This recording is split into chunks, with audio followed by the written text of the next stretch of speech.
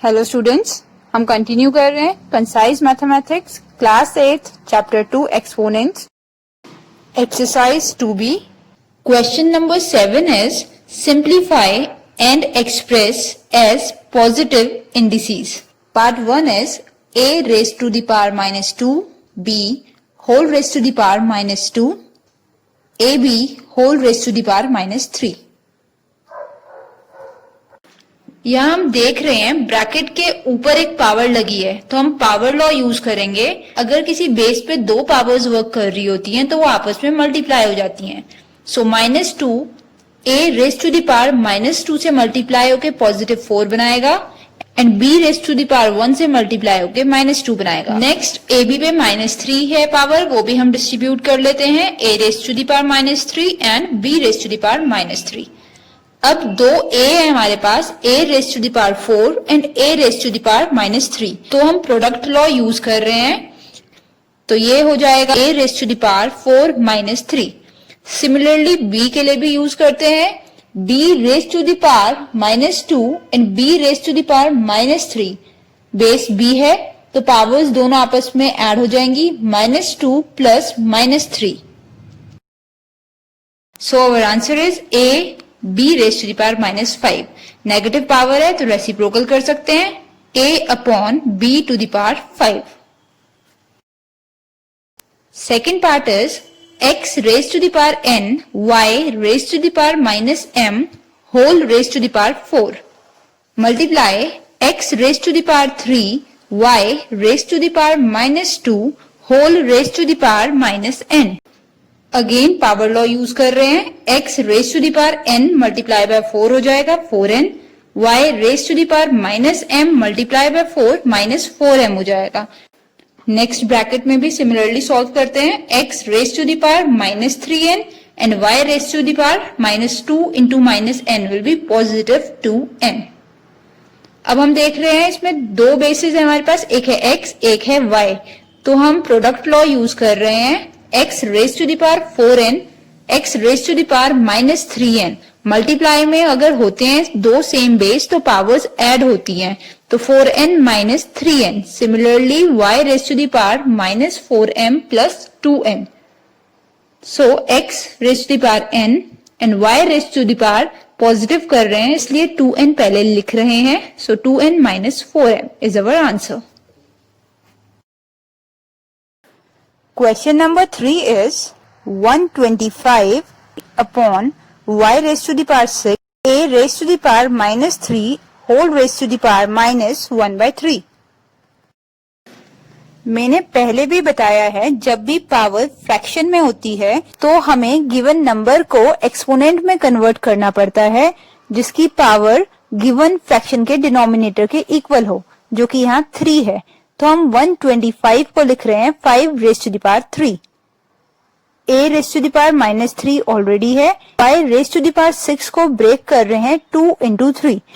हमने 5 a and y तीनों की पावर्स को ऐसे लिखा है ताकि वो फ्रैक्शन के डिनोमिनेटर से मैच करें। अब हम एक्सप्रेशन को whole raise to the power 3 लिख सकते हैं। 5 3 पावर में, a -1 लिख रहे हैं 3 अगेन पावर में एंड y स्क्वायर 3 पावर में। So 5a raised to the power -1 upon y square whole raised to the power 3 again brackets raised to the power -1/3। अब हम इसमें पावर लॉ यूज कर रहे हैं, एक बेस पे दो पावर्स होती हैं तो मल्टीप्लाई होती हैं, तो 3 मल्टीप्लाई -1/3, 3 से 3 cancel, so 5a raise to the power -1 को डिनोमिनेटर में लिख लेते हैं, 5 upon a y square raise to the power -1। -1 हटाने के लिए रेसिप्रोकल करते हैं, a y square upon 5 is our answer. Part 4th is 32x raise to the power -5 upon 243 y raise to the power -5 whole raise to the power -1/5। Again power fraction में है, denominator 5 है, तो हमें सारे numbers जो given है, variables जो given है, उनकी पावर 5 करनी पड़ेगी। सो हमें पता है 32 can be written as 2 into 2 into 2 into 2 into 2, that is 2 raise to the power 5 and 243 को हम लिख सकते हैं 3 into 3 into 3 into 3 into 3, that is again 3 raised to the power 5. So 32 की जगह हम वैल्यू यूज कर रहे हैं 2 raised to the power 5 and 243 की जगह हम यूज करेंगे 3 raised to the power 5. Now 2 raised to the power 5 x raised to the power minus 5 upon 3 raised to the power 5 y raised to the power negative 5 whole raised to the power minus 1 by 5. Again अब सबकी power 5 common है तो उसे bracket के बाहर use करेंगे. 2 upon 3x and y numerator में चला जाएगा, नेगेटिव है. 2y upon 3x whole raise to the power 5 multiplied by minus 1 by 5. 5 से 5 cancel, so 2y upon 3x whole raise to the power minus 1, जिसे हम लिख सकते हैं 3x upon 2y.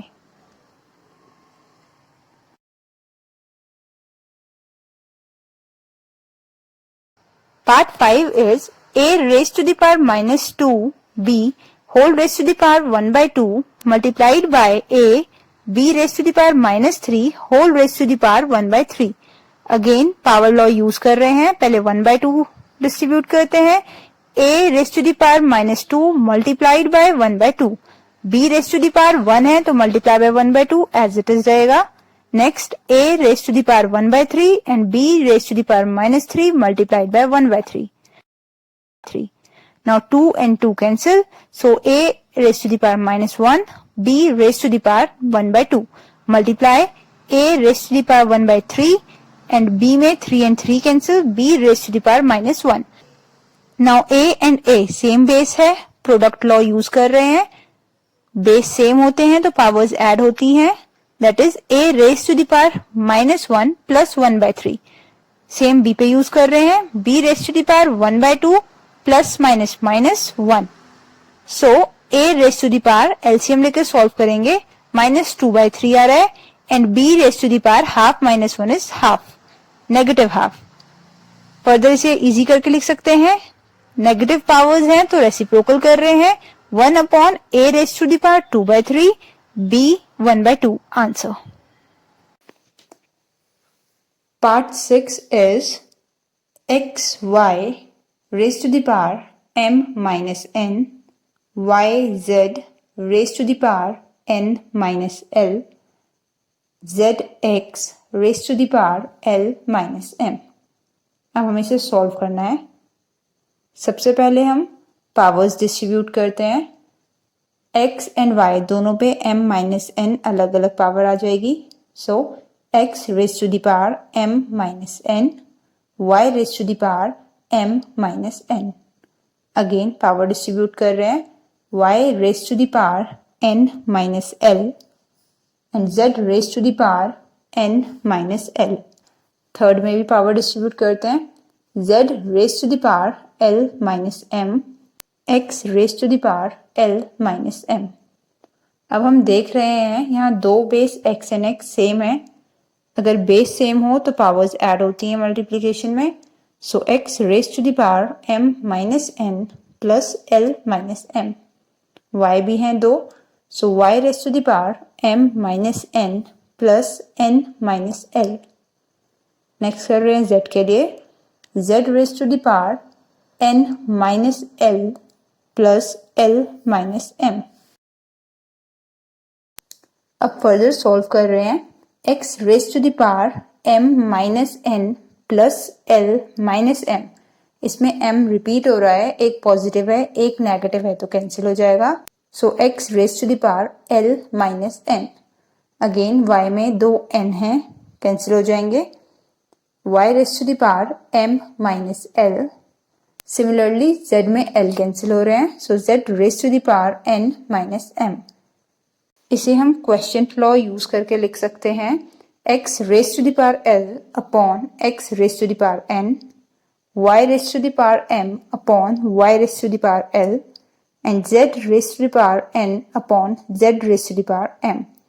Question law के अकॉर्डिंग माइनस पावर डिनोमिनेटर में आ जाती है. So this is our answer.